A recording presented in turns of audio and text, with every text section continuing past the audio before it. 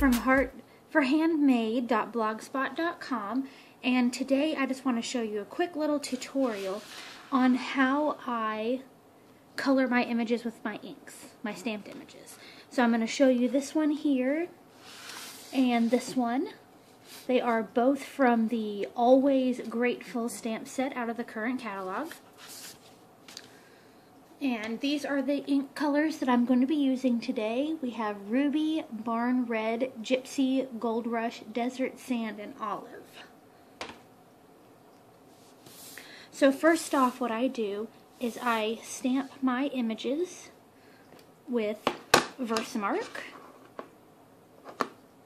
and then I emboss them with just a brown embossing powder. I think I got this one from Michael's.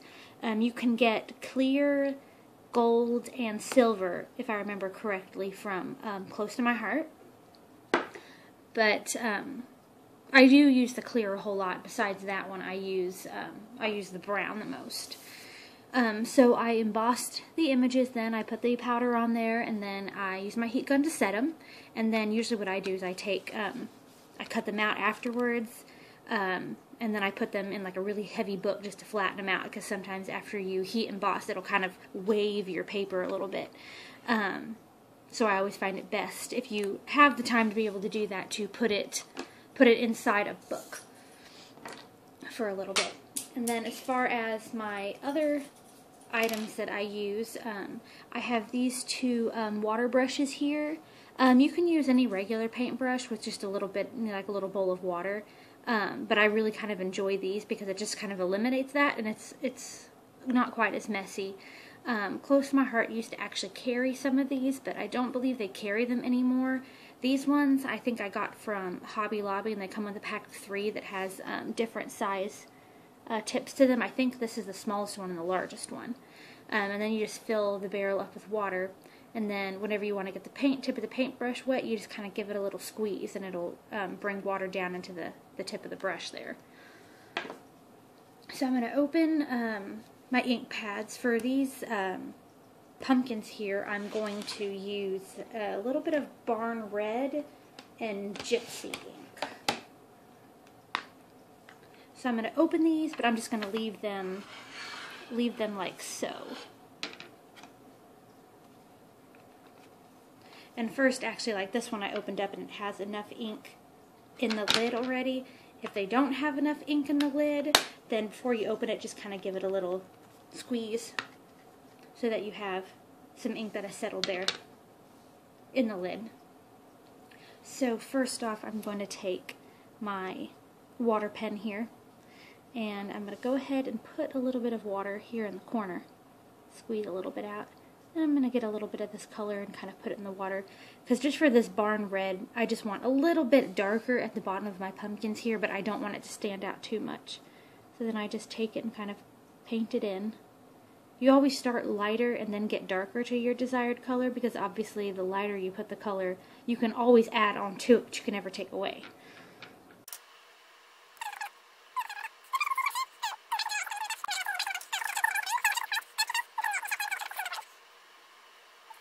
Good with that one. And usually with this, I just kind of, over somewhere else, I'll just kind of squeeze it out a little bit until my water gets clear. You can always just kind of brush the tip into like a paper towel or something if you want, but I kind of forgot to bring some over here with me. Okay.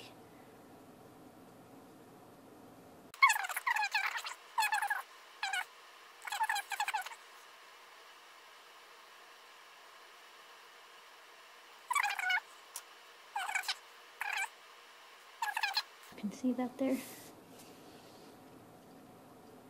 And then of course I would finish up the same thing with the second one, but I'm going to go ahead and put that one aside, and I'm going to bring out my little corn stalk here. So I'm going to put my Barn Red aside for the moment and bring out my olive.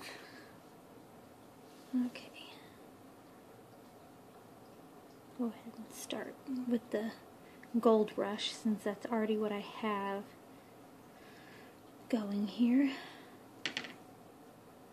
ahead and fill in the corn, and then pretty much the rest of the corn stalk. I'll use the olive on. I'll just clear out my brush here. And afterwards, I always go through with a paper towel and soak up this. I don't close it back up like that. Okay.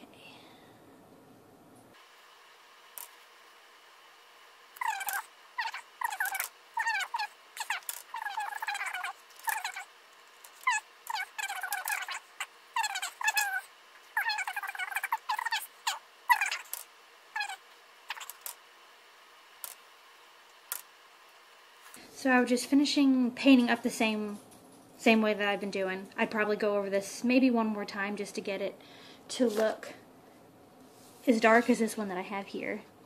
I just like the really, really rich color. So I'd probably go over it, let it dry, and probably go over it one more time. Now for the cornucopia here, again, I'm not going to color the entire thing. But I'll lay a few colors down.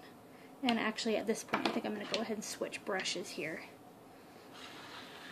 And I think I'm going to bring out my desert sand. So this one I will color the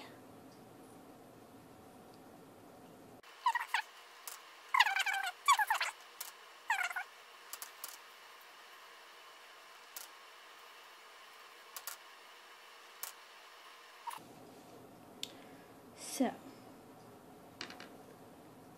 now let's go ahead and use a color I haven't gotten to yet. I'll pull out the gypsy here that I like to use for the grapes.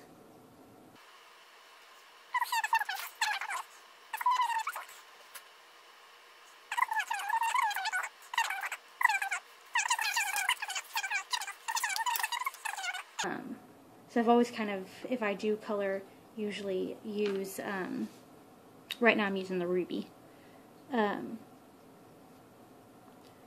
use colored pencils, sometimes the watercolor colored pencils, and then, or I'll use regular colored pencils and use the mineral spirits to kind of blend them out, which that's a fun way to color too, but I think I enjoy this one the best.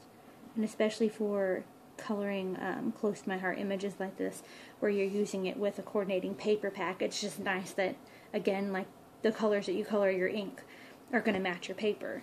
Because if not, I've got like a colored pencil chart that I sit there and I try to look at to try to find the colored pencils that match it the most, which I can always get some close, but I don't have any that are, you know, exactly same colors. Maybe if you had a big pack of those Prismacolor pencils, but anyways, this kind of just gives you a start to what I did with that image.